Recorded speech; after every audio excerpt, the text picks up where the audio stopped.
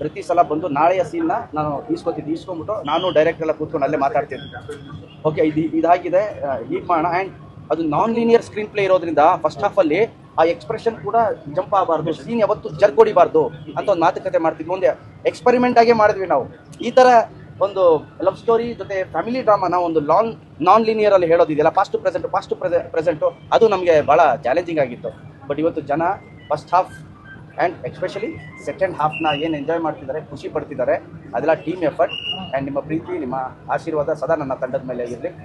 Special thanks ನನ್ನ ಎಲ್ಲ ಪ್ರೀತಿಯ ಅಭಿಮಾನಿಗಳಿಗೆ ಹಾಗೂ ಕನ್ನಡ ಪ್ರೇಕ್ಷಕರಿಗೆ, ಪ್ರತಿಯೊಬ್ಬ ಕನ್ನಡದ ಅಭಿಮಾನಿಗಳಿಗೆ ನನ್ನ ಸ್ಪೆಷಲ್ ಥ್ಯಾಂಕ್ಸ್ ಅಂತ. ನಮ್ಮ ಸಿನಿಮಾ ಅನ್ನೋದಕ್ಕಿಂತ ಕನ್ನಡ ಸಿನಿಮಾ ಅಂತ ಹೇಳಕ್ಕೆ ಇಷ್ಟಪಡ್ತೀನಿ. ನಮ್ಮ ಸಿನಿಮಾ ಕನ್ನಡ ಸಿನಿಮಾ. ನಮ್ಮ ಕನ್ನಡ ಸಿನಿಮಾಗೆ ಜನ ಬಂದ್ರಲ್ಲ, ಅದು ನಮ್ಮೆಲ್ಲರಿಗೂ ಖುಷಿ. ನಾನು ಹೇಳಿದ್ನಲ್ಲ, ಈ ಎಕ್ಸ್ಪೀರಿಯನ್ಸ್ಗೋಸ್ಕರನೇ ನಾವೆಲ್ಲ ಒದ್ದಾಡೋದು.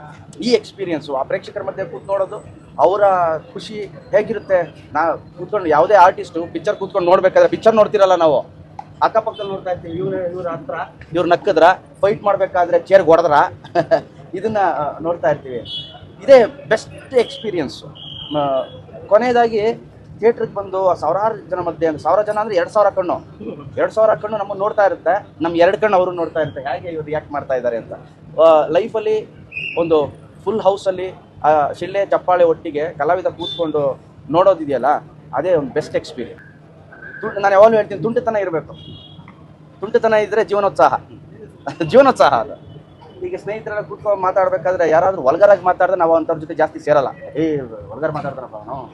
ಆದರೆ ತುಂಟತನ ಜೀವನೋತ್ಸಾಹ.